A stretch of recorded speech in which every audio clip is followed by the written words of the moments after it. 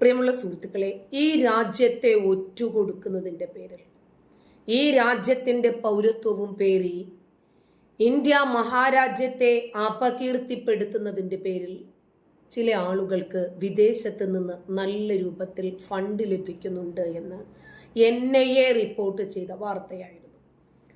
നമ്മുടെ CA റൌഫിൻ്റെ ഒക്കെ bank account വിവരങ്ങൾ, സത്താറിൻ്റെ വിവരങ്ങൾ, അഡ്വക്കേറ്റ് മുബാറക്കിൻ്റെ വിവരങ്ങൾ, ഇവരൊക്കെ പോപ്പുലർ ഫ്രണ്ട് ഭീകരന്മാരാ. ഇവരെയൊക്കെ പിടിക്കപ്പെട്ടു. ഇവരൊക്കെ ഇന്ന് തീഹാർ ജയിലിലുമാണ്. ഇവരുടെ ജോലി തന്നെ അഹോരാത്രം ഇന്ത്യ രാജ്യത്തെ അപകീർത്തിപ്പെടുത്തുക എന്നതു മാത്രമായിരുന്നു. ഈ രാജ്യത്തിൻ്റെ പൗരത്വമാണ് ഇവർക്ക് അതിനുള്ള സ്വാതന്ത്ര്യം നേടിക്കൊടുക്കുന്നത്.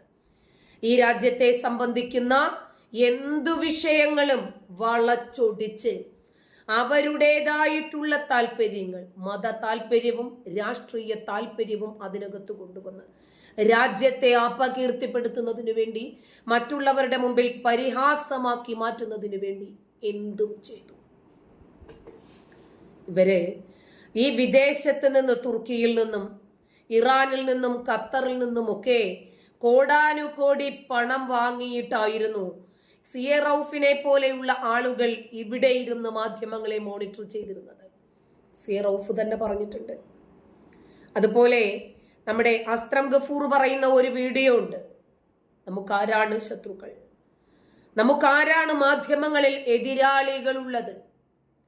മാതൃഭൂമിയിലാണെങ്കിൽ ഇന്ന ആള് നമ്മളോടൊപ്പം, മനോരമയിലാണെങ്കിൽ ഇന്ന ആള് നമ്മളോടൊപ്പം. ഓരോരോ ചാനലിൻ്റെയും പേരുകൾ എടുത്തു പറഞ്ഞ്, ഓരോരോ മുഖ്യധാര പത്രങ്ങളുടെയും പേരുകൾ എടുത്തു പറഞ്ഞ്, അതിൻ്റെ എഡിറ്ററുടെ പേരുകൾ എടുത്തു പറഞ്ഞ് ഇവരൊക്കെ ഇന്ന് നമ്മുടെ ആളുകളാണ്. അതാണ് CA റൌഫ് കൂട്ടിച്ചേർത്തത്. നമ്മുടെ കയ്യിലാണ് അവരൊക്കെ. അതുകൊണ്ട് തന്നെയാണ് അഴിമുഖം എന്ന് പറയുന്ന പോപ്പുലർ ഫ്രണ്ടിന്റെ ഓൺലൈൻ മാധ്യമം ഹദ്രാസിലെ ബലാത്കാരത്തിന് ഇരയായി ഒരു ദളിത് പെൺകുട്ടി കൊല ചെയ്യപ്പെടുന്നു. അതിന്റെ വാർത്ത റിപ്പോർട്ട് ചെയ്യാനാണ് എന്ന വ്യാജേന സിദ്ദീഖാപ്പൻ പോകുവാണ്. ഒരു കാറിൽ വഴിക്ക് നിൽക്കുന്നു, ഒരു കാറിന് കൈ കാണിക്കുന്നു. അവിചാരിതമായി ഒരു പോപ്പുലർ ഫ്രണ്ട് ഭീകരൻ കാർ ഓടിച്ചു വരുന്നു. അതിനകത്തുള്ള ഫിറോസും ബദറുദ്ദീനും എല്ലാം സിദ്ദീഖാപ്പന്റെ അനുയായികൾ, അദ്ദേഹത്തിന്റെ ഹിറ്റ് ലിസ്റ്റിന്റെയും ഹിറ്റ് സ്ക്വാഡിന്റെയും ആളുകൾ.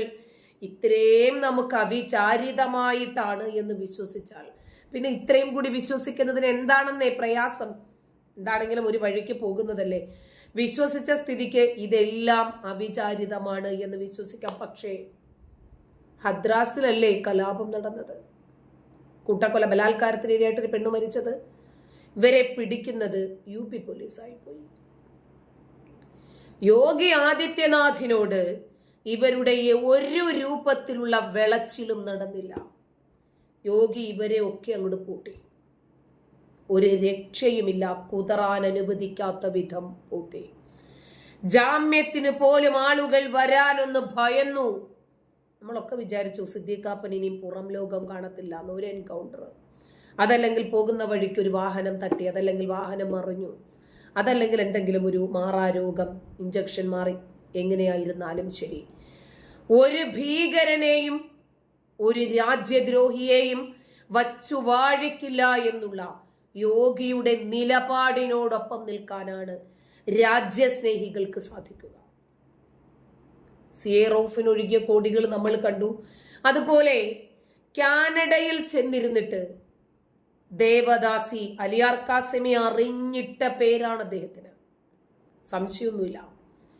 ഇപ്പോ EP അബൂബക്കർ കാസിമി പെണ്ണ് പ്രസവ വേദനയോടടുത്ത് നിൽക്കുമ്പോഴും കാമഭ്രാന്തനായ ഭർത്താവ് അതിന്റെ പൂർത്തീകരണത്തിന് വിളിച്ചാൽ പെണ്ണ് പ്രസവം പ്രതീക്ഷിച്ച് നിന്നാൽ പോലും അവന് വേണ്ടി കിടന്നു കൊടുക്കണം, അവനെ തൃപ്തി വരുത്തണം എന്നാണ് മഹാനായ റസൂല് പഠിപ്പിച്ചതെന്നും ഇതാണ് മതമെന്നും പറഞ്ഞപ്പോൾ ഏതോ ഒരു കോണിൽ കിടന്ന ഫെമിനിസ്റ്റ് ആശയം ദേവദാസിയുടെ നാവിലൂടെ ഒന്ന് വന്നുപോയി. തട്ടമിട്ട നാറികൾ എന്ന് പറഞ്ഞതിന്റെ പേരിൽ നാളിതുവരെ അവരുടെ ചെരുപ്പ് നക്കി ജീവിക്കുക. തട്ടമിട്ട നാറികൾ എന്ന് പറഞ്ഞപ്പോൾ അൺസബ്സ്ക്രൈബിങ് ക്യാമ്പയിൻ ഉണ്ടായി ദേവദാസിയുടെ അക്കൗണ്ടിൽ. ഉടനെ സബ്സ്ക്രൈബേഴ്സിനെ ഹൈഡ് ചെയ്തു വെച്ചു. ആരും കാണണ്ട എനിക്ക് ഇത്ര സബ്സ്ക്രൈബേഴ്സ് ഉണ്ട് എന്നത്. നാളിതുവരെ അവര് ചെയ്യുന്ന ഒരു തന്തയില്ലാഴികകളും പുറത്തു പറയാൻ കഴിയാതെ, ഒരു രാജ്യവിരുദ്ധതയെയും തുറന്നു കാണിക്കാതെ കാനഡയിൽ പോയിരുന്ന് ഇന്ത്യ മഹാരാജ്യത്തെ നിരന്തരം അപകീർത്തിപ്പെടുത്തിയാൽ നിലാവുണ്ടെന്ന് കരുതി നേരം വെളുക്കുമ്പോളം കക്കാൻ പറ്റില്ല, പിടിക്കപ്പെടും, പിടി വീഴും, യാതൊരു സംശയവുമില്ല. അങ്ങനെ ദേവദാസിക്കും പിടി വീണു. ഏതാണ്ട് 2-3 മാസത്തോളമായി ചാനൽ ലോക്കാണ്. അങ്ങനെ പല രൂപങ്ങളിലും ഇവർക്കൊക്കെ ഇനി സോഷ്യൽ മീഡിയയിലാണ് ഇവർ കുരയ്ക്കുന്നതെങ്കിൽ അങ്ങനെ വേറെ ഏതെങ്കിലും രാജ്യത്ത് പോയിരുന്നിട്ട് വേറെ ഏതെങ്കിലും മീഡിയയിലൂടെയാണെങ്കിൽ അങ്ങനെ ഇപ്പോ ഈ പഹൽഗാം ഭീകരാക്രമണത്തോടുകൂടി നരേന്ദ്രമോദിക്കും സംഘത്തിനും ഒരു കാര്യം ഉറപ്പായി. നമ്മുടെ രാജ്യത്തിനകത്ത് നിന്നാണ് ആദ്യത്തെ നവീകരണം വേണ്ടത്. തീവ്രവാദ വിരുദ്ധ പോരാട്ടം, രാജ്യവിരുദ്ധരെ ഒതുക്കുന്നതിനു വേണ്ടിയുള്ള വേട്ട തുടങ്ങേണ്ടത് രാജ്യത്തിനകത്ത് നിന്ന് തന്നെയാണ്. കാരണം അകത്ത് നിന്നുള്ള ഒരു ശത്രു കുത്തിയാൽ ഉറപ്പായിട്ടും ചത്തിരിക്കും.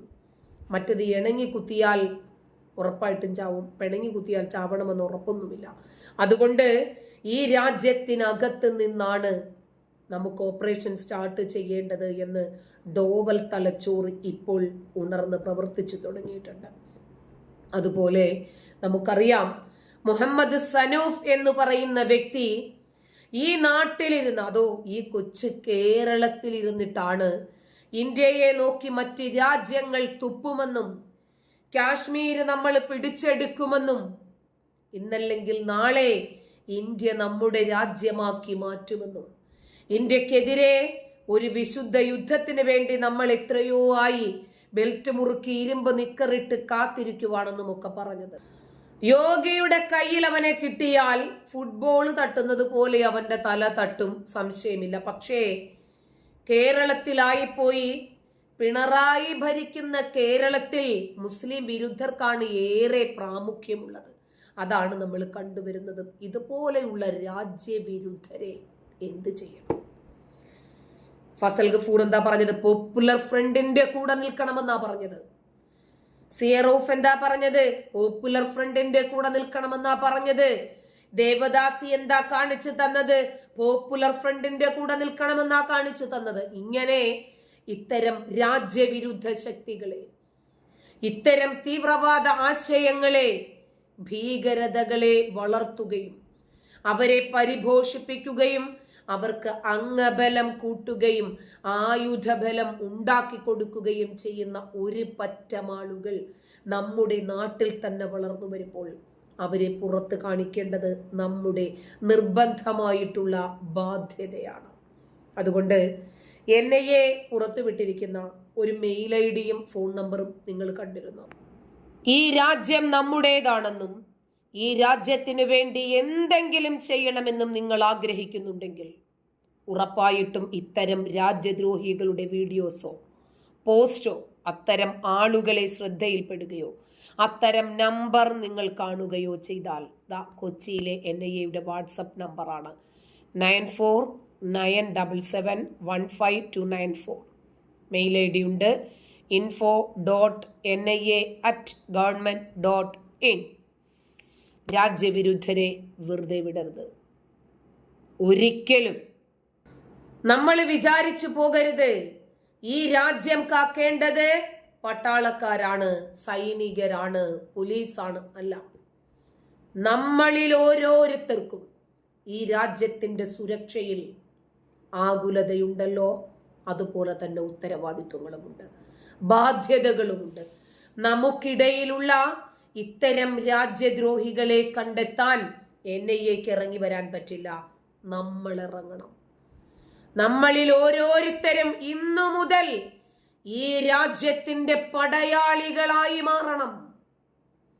ഈ രാജ്യത്തിനു വേണ്ടി ശമ്പളമില്ലാതെ സേവിക്കണം നമ്മൾ. എന്നാൽ മാത്രമേ നമ്മുടെ രാജ്യത്ത് ജനാധിപത്യം നിലനിൽക്കൂ.